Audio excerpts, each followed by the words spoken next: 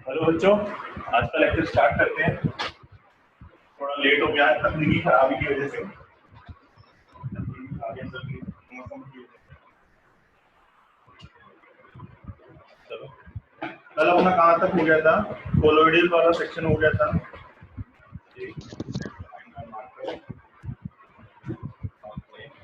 हाँ, कल अपना लेक्चर हुआ था कोलोइडल में। तुमने ब्रिज आर्क मेथड बता दिया तुमको। ब्रिज आर्क मेथड आज मैंने नोट्स भेज दिए सबको, तो नोट्स का देख लेना। जिसको कोई भी डाउट हो पूछ लेना, ठीक है? सर कैमरा कहाँ लगा है? चाइना। Good evening sir. हाँ, मोदी लद्दाख पहुंच गया ना, इसलिए चाइना जा रहे हो। अरे बोला ना तकनीकी खराबी, टेक्निकल रीजन पे एरर आ रही है।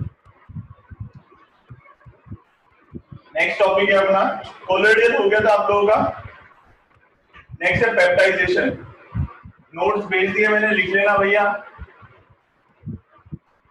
और संडे को पेरेंट्स मीटिंग का ध्यान रखना, कोई भूल मत जाना। मैं रोज याद दिला रहा हूँ कि सर मैं आज एब्सेंट था, मुझे पता नहीं था। जवाब अपने पास फिक्स है, हमें तो पता ही नहीं सर, दुनिया में आज सुबह ही आए थे हम तो वाला ज्ञान मत छिपाना प्लीज, तो ज्यादा खुशी होगी। देखो पेप्टाइजेशन क्या बोलता है। पेप्टाइजेशन में भी define the process of converting precipitate into the chloride. क्या करता है? प्रेसिपिटेट तुम सबको पता है, प्रेसिपिटेट को कोलोइडल में कन्वर्ट करता है। अच्छा, कल मैं बोला थोड़ा वाइवा जैसा रखेंगे, तो रखेंगे क्लास में। Colloidal solution by shaking with a dispersion medium the presence of a small amount of electrolyte। क्या होता है देखो, प्रेसिपिटेट इस तरीके से अवेलेबल है, ठीक है? प्रेसिपिटेट तुम लोगों को पता है, तुमने लैब में आराम से देखा है। अब क्या है, स्मॉल अमाउंट ऑफ इलेक्ट्रोलाइट इसमें डाले तो पूरे प्रेसिपिटेट में चार्ज मान लो पॉजिटिव चार्ज। इलेक्ट्रोलाइट मतलब पॉजिटिव या नेगेटिव चार्ज। अब इलेक्ट्रोलाइट का नेगेटिव साइड जो रहेगा वो इसके चारों तरफ जाके क्या कर देगा? कलेक्ट हो जाएगा और इसको क्या कर देगा? हैवी कर देगा। हैवी मतलब इसकी साइज जो हो जाएगा बड़ा हो जाएगा। भाई मैंने इसको क्या कवर कर, सर्दियों में क्या होता है, तुम 2-3 स्वेटर पहन लोगे तो मोटे लगने लग जाते हो, इसीलिए एक तरीके से इसकी कवरिंग करता है कि कोलोइडल प्रेसिपिटेट पर प्रेसिपिटेट सॉल्यूशन के अंदर मैंने स्मॉल क्वांटिटी में इलेक्ट्रोलाइट डाला तो उसने क्या कर लिया? कोलोइडल का फॉर्म ले लिया, कोलोइडल सॉल्यूशन का फॉर्म ले लिया। इस तरीके से जो बना वो क्या कहलाता है तुम्हारा? पेप्टाइजिंग। देखो the electrolyte used in the purpose of peptizing agent, ठीक? पेप्टाइजिंग एजेंट की तरह इस्तेमाल होता है। And the method is applied to convert a freshly prepared precipitate to the colloidal. दोबारा सुन लो, पेप्टाइजेशन के अंदर क्या होता है? कोई भी प्रेसिपिटेट सॉल्यूशन है, उसके अंदर small amount of electrolyte either negative है तो पॉजिटिव है तो नेगेटिव, ऑटोमेटिकली रिवर्स कंसीडर होगा चार्जेस के हिसाब से। और इलेक्ट्रोलाइट के अंदर इसके चारों ओर कवर बना लेगा, इससे इसका साइज क्या हो जाएगा? थोड़ा और बड़ा हो जाएगा in the form of colloidal. और इसको क्या कर देगा? तो प्लस माइनस क्या कर देगा? इसको न्यूट्रल कर देगा। न्यूट्रल होने की वजह से क्या कर देगा? कोलोइडल सॉल्यूशन की तरह वो बिहेव करने लगेगा। बात समझ में आ गई? बुक में ये लिखा हुआ है, वापस एक बार रीड कर रहा हूँ। Precipitate may be defined as the process of converting precipitate into the Peptidation may be defined as the process of converting precipitate into the colloidal solution by shaking with dispersion medium in the presence of small amount of electrolyte. The electrolyte used for the purpose of peptizing agent, जिसको neutral कर देता है। Electrolyte क्या करता है? Precipitate को neutral कर देता है, वो कोलोइडल की फॉर्म ले लेता है। इस तरह का जो सॉल्यूशन कहलाता है वो पेप्टाइजेशन, ये प्रोसेस क्या कहलाता है? पेप्टाइजेशन कहलाता है, ठीक है? जिससे कोलोइडल सॉल्यूशन फॉर्म होता है। समझ में आ गया? बेटा मैसेज मत करो, आज मेरे लैपटॉप में कुछ प्रॉब्लम है। जो भी कहना है मुझे बोल सकते हो तुम लोग। मैसेजेस में कर्सर खराब हो गया लैपटॉप का, इसलिए अभी थोड़ी दिक्कत आ रही है। नेक्स्ट, ये वाला हो गया पेप्टाइजेशन। फिर आता है प्योरिफिकेशन ऑफ कोलोइड सॉल्यूशन। अब तुमने कोलोइडल सॉल्यूशन बनाने की मेथड देख लिया, तुम्हारा ब्रिज आर्क मेथड हो गया, तुम्हारा पेप्टाइजेशन हो गया, ठीक है? अब अपन देखते हैं प्योरीफाई कैसे करते हैं। इसे रब कर रहा हूं।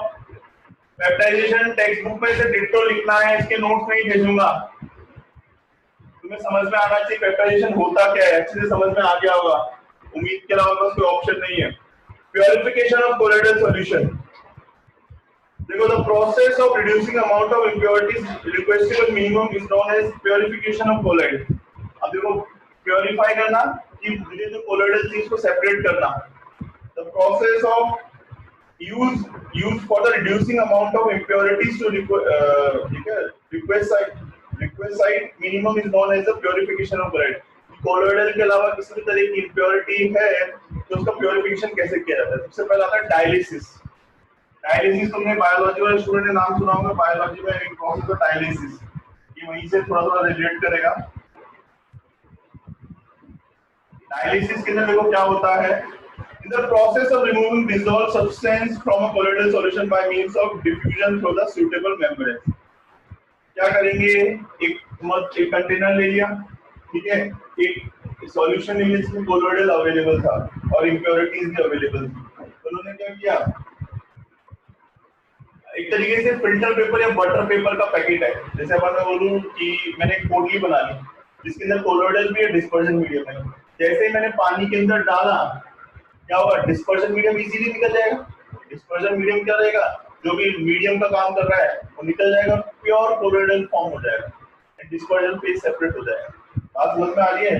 Dialysis is the process of removing dissolved substance from a colloidal solution, कि जो उसमें डिसॉल्व हो गया है वो क्या करेगा, पानी में अपन डालते ना कुछ गंदा से कुछ कपड़ा वपड़ा धोने के लिए दी, दाल वगैरह धोने के लिए, डस्ट वगैरह निकालने के लिए, तो उसको पोटली बना के पानी के अंदर डालती, छलनी जैसे काम कर रहा है, पानी के अंदर सारी इंप्योरिटीज निकल गई और प्योर कंटेनर जो अपने चाहिए था वो इसमें रह गया। समझ में आ गया? डायलिसिस प्रोसेस के अंदर देखो unsuitable membrane since the smaller molecules the true solution come out through the animal membrane, यानी कि एनिमल मेम्ब्रेन का मतलब यहाँ पे कोई सा फिल्टर पेपर, बटर पेपर, अलग अलग कोलॉइडल के लिए।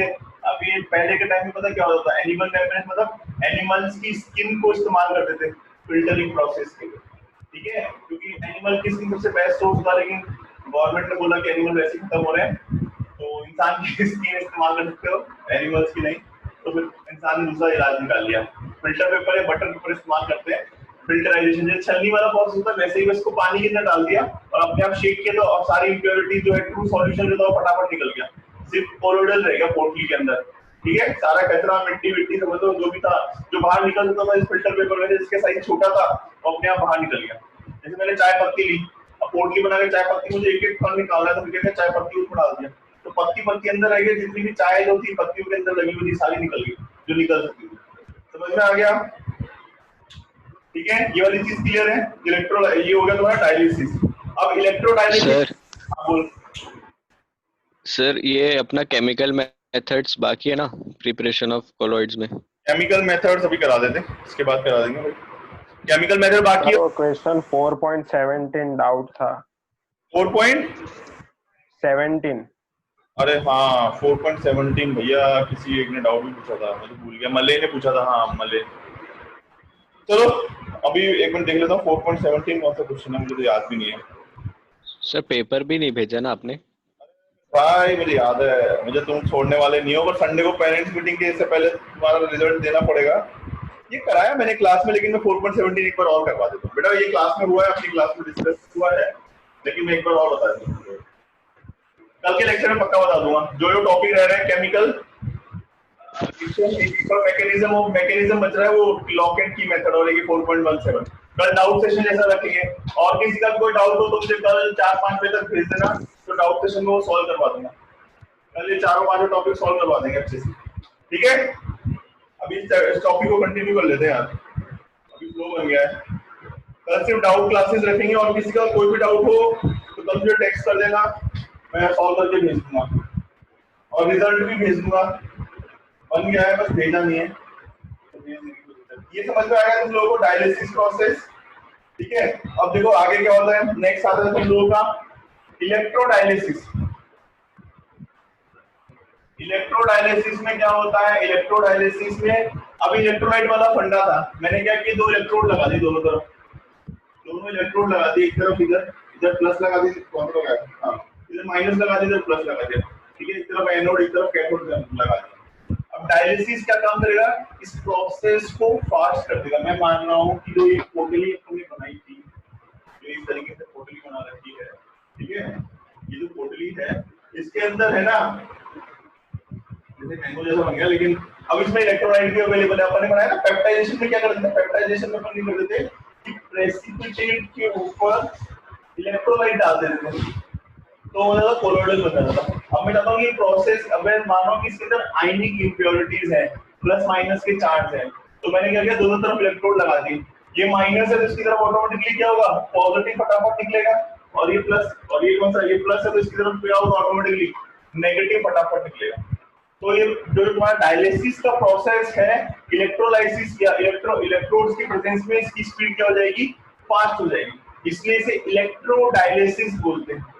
इलेक्ट्रोडायलिसिस में क्या होगा, बस तुम्हें ये लिखना है, दोनों तरफ इलेक्ट्रोड लगा दिए, एक तरफ कैथोड एक तरफ एनोड, करंट फ्लो कराने से जो डायलिसिस का प्योरिफिकेशन का प्रोसेस था वो क्या हो गया, फास्ट हो गया, क्योंकि इसमें कोई भी अपोजिट चार्ज है, सपोज में माइनस है तो ये प्लस की तरफ भागेगा, और प्लस है तो माइनस की तरफ भागेगा। तो हमारा जो प्योरिफिकेशन का प्रोसेस है, इम्प्योरिटीज निकालने का जो प्रोसेस है, वो थोड़ा क्या हो जाएगा, फास्ट हो जाएगा। समझ में आई बच्चों ये बात, कि थोड़ा प्रोसेस क्या हो जाएगा, फास्ट हो जाएगा। बाय दैट से इसमें यही सीन होगा, कुछ नहीं होगा। आई बात समझ में कैसे काम कर रहा है डायलिसिस का फंडा, आई होप समझ में आ गया होगा। ठीक है, देखो बुक को भी एक बार रीड कर लेते हैं। देखो ये वाला सेक्शन डायग्राम अच्छे से बनाओ और थोड़ा ओन वर्ड्स में लिखोगे तो भी चलेगा, लेकिन ऐसा नहीं ओन वर्ड्स में सर कुछ भी लिख दिया, ऐसा मत करना ना, बेइज्जती जितनी की बर्दाश्त है। देखो the process of dialysis is quite slow. देखो वो बोल रहा है कि इलेक्ट्रोडायलिसिस क्यों करते हैं। It can be made faster by applying electric field in the dissolve substance in a impure colloidal solution only an electrolyte. ये वो क्या बोल रहा है कि जो कोलोइडल है वो इलेक्ट्रोलाइट है, इलेक्ट्रोलाइट मतलब पॉजिटिव या negative charge. The process is then named in electrodialysis and the colloidal solution placed in the bag of suitable membranes. White pure water is taken outside, बाहर की तरफ इन्होंने पानी ले लिया और करंट फ्लो कराया। आगे देखो क्या बोल रहा है, electrodes are fitted in the compartment as shown in the diagram. The ion present in the colloidal migrate to the opposite charge. कि ions जो रहेंगे इसके अंदर, जो colloidal के अंदर ions अवेलेबल है, वो opposite charge की तरफ मूव करेंगे। आई बेटा बात समझ में? शॉर्ट ये वाली बात उम्मीद कर रहा हूँ समझ में आ गई होगी। इलेक्ट्रोडायलिसिस वही चीज है, बस इलेक्ट्रिक डायलिसिस का प्रोसेस होता था वो स्लो होता था, तो उन्होंने इलेक्ट्रोड लगा के स्पीड को क्या कर दिया, फास्ट कर दिया। ये थियरी चैप्टर है, नोट्स मैंने भेजे हैं, बाकी ये वाला सेक्शन बेटा तुमको खुद को बुक में ऑन वर्ड्स में लिख सकते हो, कोई प्रॉब्लम नहीं। इलेक्ट्रोडायलिसिस डायलिसिस सीधा फंडा है। डायग्राम कंपलसरी बनाना है, भले उसने कहा हो या ना कहा हो, इस चीज का ध्यान रखना। फिर आता है अल्ट्रा फिल्ट्रेशन। अब ये अल्ट्रा फिल्ट्रेशन मनगढ़ंत कहानी है, लेकिन फिर भी बता देते हैं। अल्ट्रा फिल्ट्रेशन जो है मनगढ़ंत कहानी। अल्ट्रा फिल्ट्रेशन हमने बोला कि बहुत ही अच्छी क्वालिटी का मैंने फिल्टर पेपर, एक छलनी आती है 50 रुपए वाली, और एक मैंने बोला मैंने 5 रुपए छलनी से छाना है चाय को, तो अल्ट्रा फिल्ट्रेटर या जनरली जो एनिमल स्किन होती थी सबसे अच्छा फिल्टर उसको मानते हैं। अल्ट्रा फिल्टर मतलब सबसे अच्छी क्वालिटी का फिल्टर इस्तेमाल करना। अल्ट्रा फिल्ट्रेशन में बस इतना ही आएगा कि जो छानने के लिए इस्तेमाल कर रहे थे ना अपन, एक 50 रुपए की छलनी इस्तेमाल कर रहे थे, एक 500 वाली, तो 50 वाली सस्ती कहलाएगी, फिल्ट्रेशन कहलाएगी, और 500 वाली कहलाएगी अल्ट्रा फिल्ट्रेशन के साथ खर्चा किया है बंदे ने। ठीक है ना, तो एक बार इसको रीड कर लेते हैं और इसलिए ultra filtration. The ultrafiltration is the process of separating colloidals from a solvent and soluble solute present in the colloidal solution by special prepared filters.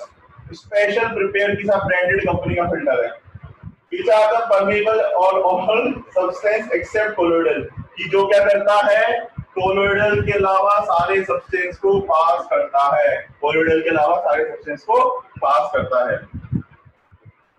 The colloidal particle can pass through ordinary filter because the pore are too large. तूने बोला कि सस्ते वाली छलनी में size जो होता है पोर्स का वो बड़ा होता है, इसलिए थोड़ा बहुत colloidal इसमें से निकल जाता है।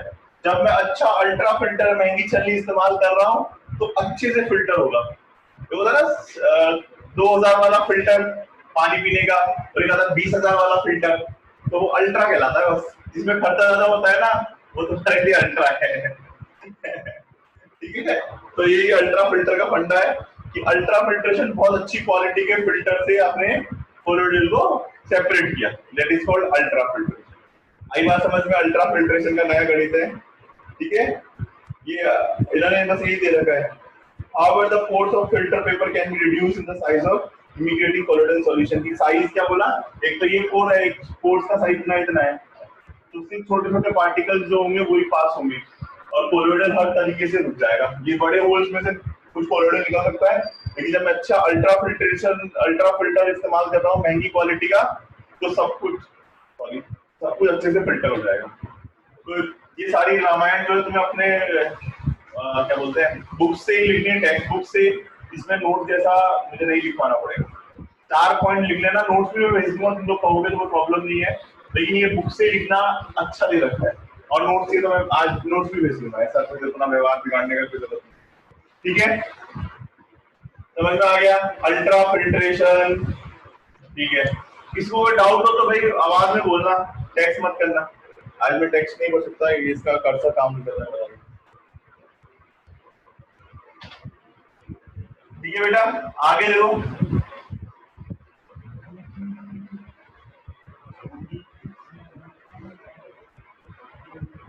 आगे क्या बोल रहा है? Various property exhibit colloidal solution are described below. अब इसकी कुछ विशेषताएं, प्रॉपर्टीज ऑफ कोलोइडल सॉल्यूशन। पहला दे रखा है कॉलिगेटिव प्रॉपर्टीज। भैया कॉलिगेटिव प्रॉपर्टीज तो तुम लोगों को बताना पड़ेगा क्या होती है। आज कोई तो जवाब देना, घूमने बहरे मत करना। हाँ नितिन आया है क्या?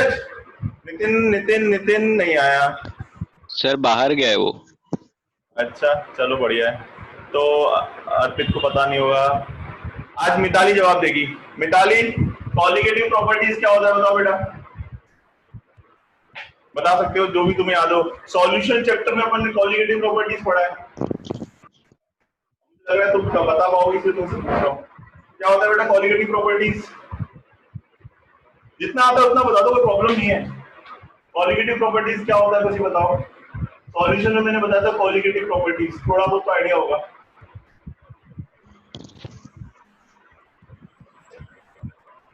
हाँ बोलो मिताली।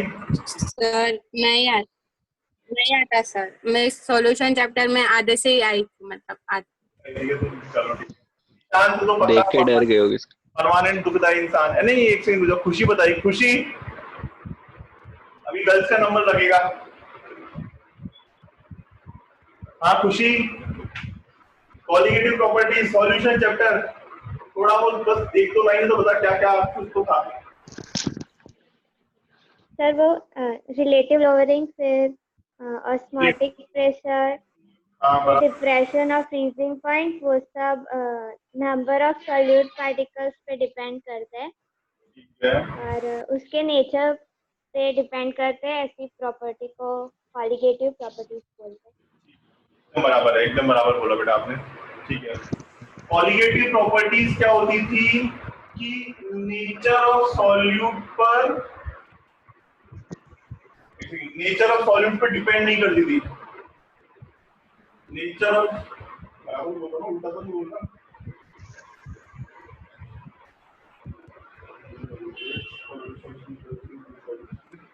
हाँ ठीक है, नेचर ऑफ सॉल्यूट पे डिपेंड नहीं करती थी पहली चीज। अच्छा, number of moles of solute पे डिपेंड करती थी। Number of moles of solute पर डिपेंड करती थी, उनके नेचर पर डिपेंड नहीं करती थी। पहला, number of moles of solute पे डिपेंड करती थी, सॉल्यूशन पे डिपेंड नहीं करती थी। सॉल्यूशन में देखो सॉल्वेंट और सॉल्यूट दोनों ही कंसंट्रेशन होती है। सॉल्वेंट में क्या होता है, सॉल्यूट और सॉल्वेंट, जैसे मैंने बोला कि एक क्लासरूम है जिसमें 20 बेंचेस हैं और 10 बच्चे हैं, ठीक है। अब इस क्लासरूम में 20 बच्चे हुए, तो जब मैं कंसंट्रेशन की बात करूंगा, जब ओवरऑल सॉल्यूशन की बात करूंगा, तो उसमें बेंचेस भी काउंट होंगे और स्टूडेंट्स भी काउंट होंगे। बात समझ में आ रही है? और जब मैं कॉलिगेटिव प्रॉपर्टीज क्या बोलते हैं कि number of moles of solute पे डिपेंड करता है, number of moles of solution पे डिपेंड नहीं करता। अपन ने सॉल्यूशन चैप्टर जो भी पढ़ा है वो किस फंडे पे पढ़ा है?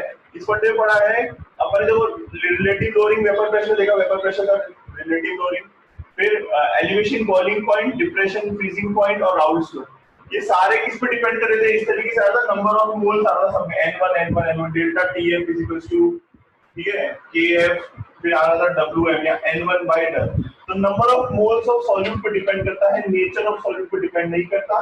और सिर्फ नंबर ऑफ मोल्स पे, सॉल्वेंट पे भी डिपेंड नहीं करता। यानी कि मैं बोल रहा हूँ कि क्लास में अगर ध्यान से समझना ये वाली बात, कॉलिगेटिव प्रॉपर्टी जिनको नहीं पता कि क्लास में 20 बेंचेस हैं और 10 बच्चे हैं, ठीक है। मैंने उसमें अपन जब भी सॉल्यूशन की बात कर रहा हूँ या क्लासरूम की बात कर रहा हूँ तो 10 बच्चे और 20 बेंचेस काउंट कर रहा हूँ, टोटल 30।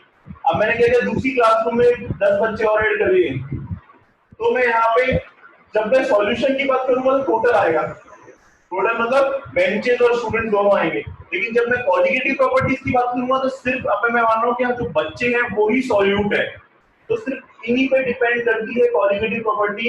इन्हीं से जो तुम्हारा डेल्टा डीएफ का रिलेशन था वो number of moles of solute से रिलेट कर रहा था, डेल्टा डीबी का जो रिलेशन था वो number of moles of solute पे डिपेंड कर रहा था। सॉल्यूशन में दोनों काम होते हैं, सॉल्वेंट और सॉल्यूशन, सॉल्वेंट और सॉल्यूट, लेकिन मैं बोलता हूँ कॉलिगेटिव प्रॉपर्टी सिर्फ सॉल्यूट पे डिपेंड करती है।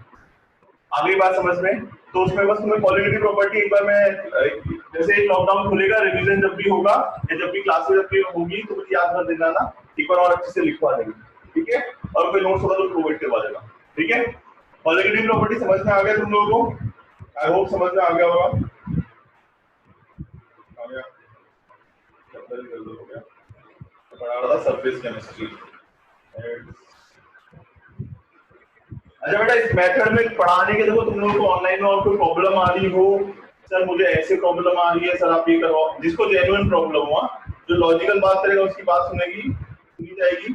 सो किसी भी तरह की प्रॉब्लम आ रही है, सर मुझे ये दिक्कत आ रही है, आप ऐसे बताओ, सर मुझे ऐसे समझ में नहीं आता, तो मुझे पर्सनली टेक्स्ट कर देना कि सर आप प्रॉब्लम सॉल्व करना जरूरी है, तो मुझे बताओगे नहीं तो मेरे को सपने नहीं आते कि मेरे को बच्चा सपने में बता रहा है आगे कि सर मेरी प्रॉब्लम है, जिसकी जो भी प्रॉब्लम नाम के अलावा। सर मेरे को भी डाउट आता है सर, तो वो मुझे बता सकता है। तो आज वो फिर से नहीं आया, विवेक नहीं आया? नहीं आया सर। अटेंडेंस दे देते हैं। विवेक एब्सेंट है, ईशान सॉरी नितिन एब्सेंट है, और कौन एब्सेंट है? मल्ले तो आया है, और आयुष भी नहीं आया, ठीक है। और कौन एब्सेंट है, कोई दिख रहा है क्या? अर्पित नया स्टूडेंट आया, ठीक है चलो। अरे आशीष नहीं आया, ओके आशीष कौन है? सर उस तो बोला था ना उसकी मम्मी का फोन टूटा है, टाइम लगता है ना। लॉकडाउन खुला पड़ा है, मार्केट में सारी शॉप खुलती है सुबह सुबह, तो टाइम लग रहा होगा सर। मेरा काम है इन्फॉर्म करना, ठीक है। अब टिंडल इफेक्ट क्या बोलता है साहब, ये भाई विस्तार वाला टिंडल इफेक्ट नाम से आएगा, टिंडल, ये हमने वो टिंडो का रिश्तेदार रहा होगा, टिंडल। नहीं लोग इंडिया में आ जाए तो इतना नाम चिढ़ाया जाए, वापस भूल जाए टिंडल इफेक्ट। ये इंडिया में पैदा होता तो टिंडा टिंडा बुला दे, टिंडा। चलो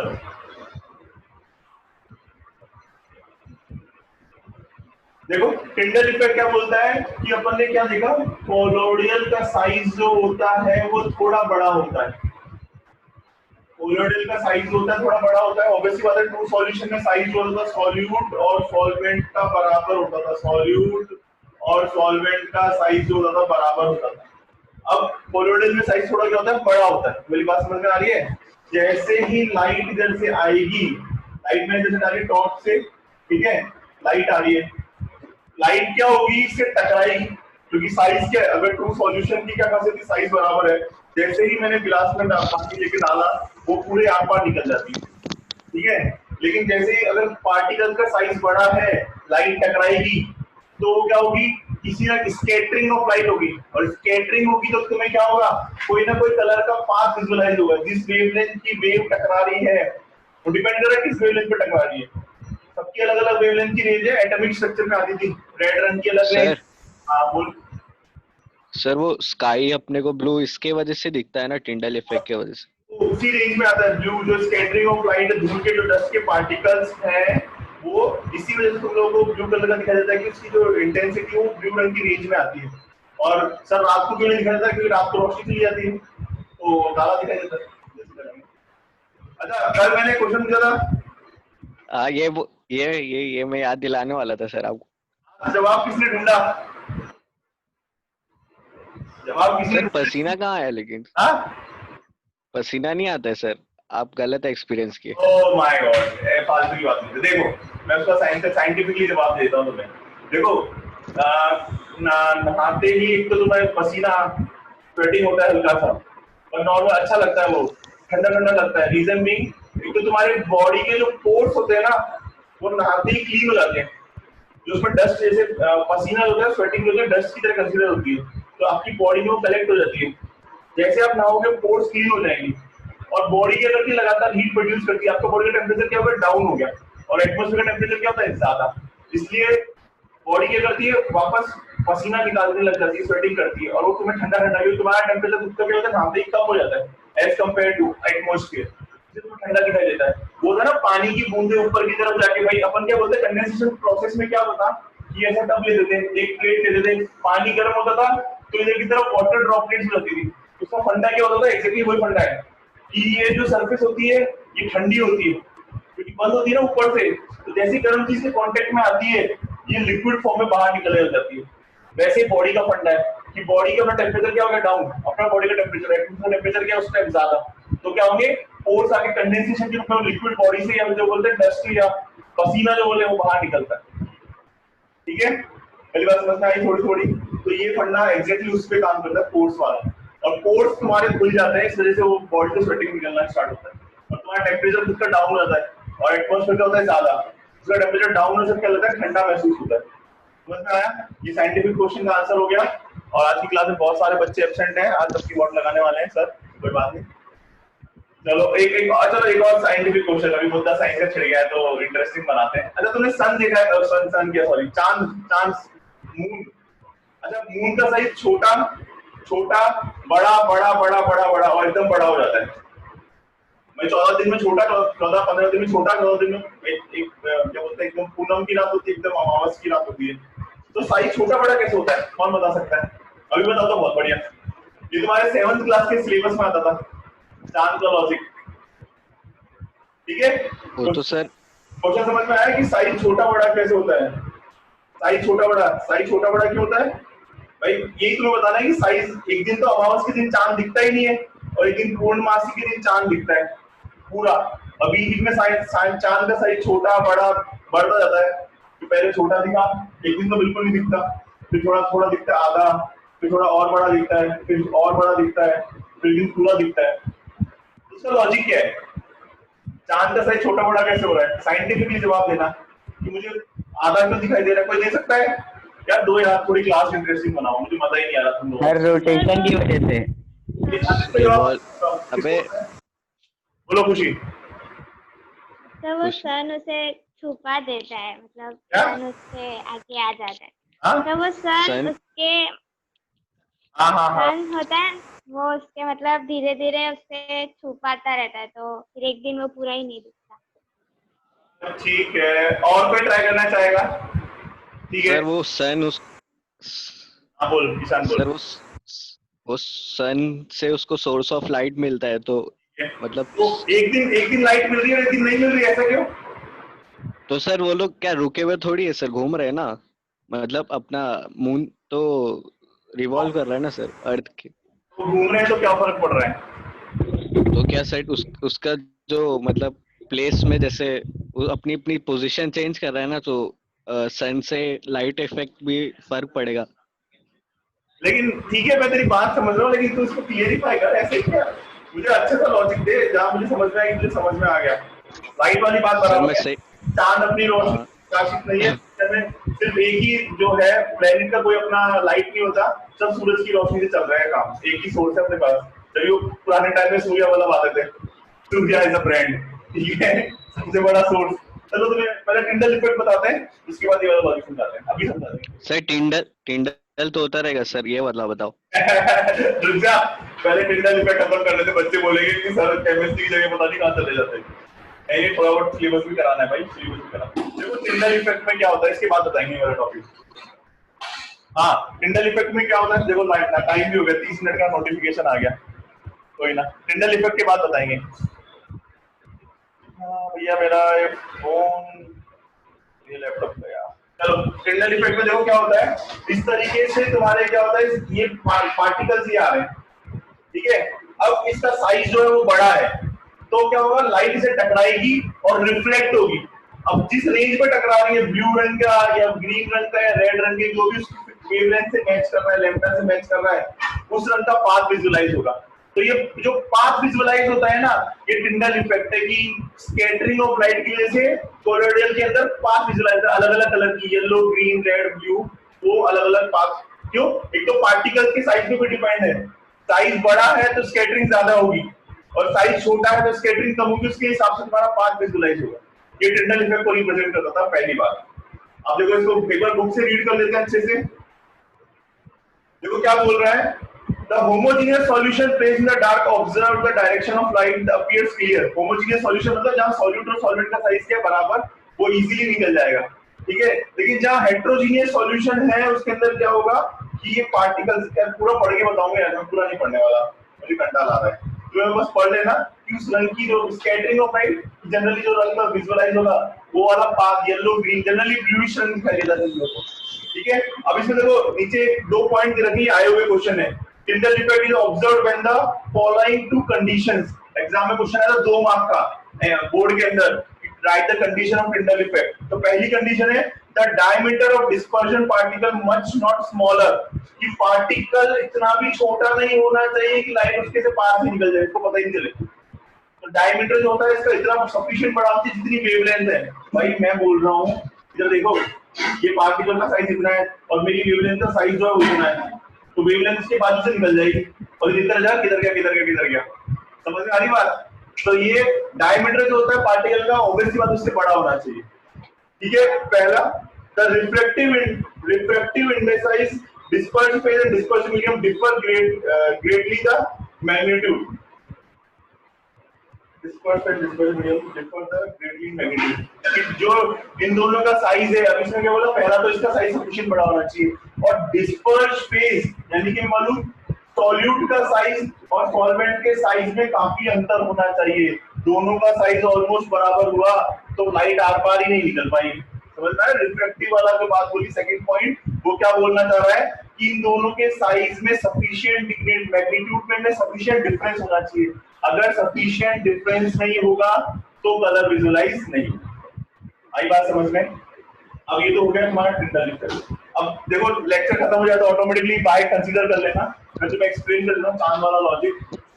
अच्छा, संडे को पेरेंट्स मीटिंग 9 से 12 याद रखना, जो है सारे के सारे, और जो एब्सेंट है आज हो गए। देखो चांद का लॉजिक इस तरीके से सर्कल है, ये तुम्हारी अर्थ है, ठीक है। अब क्या होता है, चांद घूम रहा है, इधर इधर की तरफ चांद सबसे बड़ा दिखाई दे रहा है, यहाँ पे तुम्हारा सन है, यहाँ से लाइट आ रही है, यहाँ पे जब वो है तो पूरी की पूरी लाइट उस पर पड़ रही है, तो पूरा गोल दिखाई दे रहा है, क्योंकि वो है तो स्फेरिकल, लेकिन तुम्हें दिखाई क्या दे रहा है, गोल। इस पे पाथ में पूरा पाथ विजुअलाइज होगा। अब इधर आया, लाइट थोड़ी कम पड़ रही है, साइज छोटा, इधर आया लाइट थोड़ी और कम पड़ रही है, फिर इधर आया लाइट थोड़ी इधर और कम पड़ रही है। फिर एक टाइम तो होता है ना, चांद क्या होता है, यहाँ पे आ जाता है सूरज के और पृथ्वी के बीच में, ठीक है। तो सारी लाइट इधर ही पड़ के रुक जाती है, तो चांद को रोशनी पीछे की तरफ मिल रही है और मैं देख रहा हूँ इधर से, तो मुझे इधर अमावस्या दिखाई देगी। वापस से घूम के इधर आ जाएगा तो पूरी रोशनी मिलेगी, वापस इधर आ जाएगा तो अमावस्या हो जाएगी, क्योंकि एग्जैक्टली पीछे आ गया, ये सूरज के एग्जैक्टली इस तरफ आ गया, तो रोशनी सारी इस तरफ पड़ रही है और मैं अर्थ से इस तरफ से देख रहा हूँ, तो मुझे तो अंधेरा दिखाई दे रहा है, लेकिन एग्जैक्टली हर टाइम उसको रोशनी मिलती जा रही है, फिर वो किसी और सोर्स पे दिखाई दे रही है। समझ में आ गया चांद का लॉजिक? इस तरीके से चांद यहाँ पे पूरा छिप गया और इधर की तरफ पूरा बढ़ गया, इधर की तरफ पूरा फुल मून यानी पूर्णमासी, और इधर की तरफ तुम्हारी अमावस्या। समझ में आ गई बात? चलो आज का ज्ञान यही खत्म। आया लॉजिक समझ? सर यही तो बोला था मैंने सर। अब ये समझाया मैंने क्या सर? ऐसे प्रूफ क्या सर आप मेरे को अरे क्रेडिट नहीं लेने दिए सर। अरे कोई बात नहीं, इंटेलिजेंट है तू। चलो बाय, आज का लेक्चर एंड करते हैं, तो एंड हो जाए तो बहुत बढ़िया है।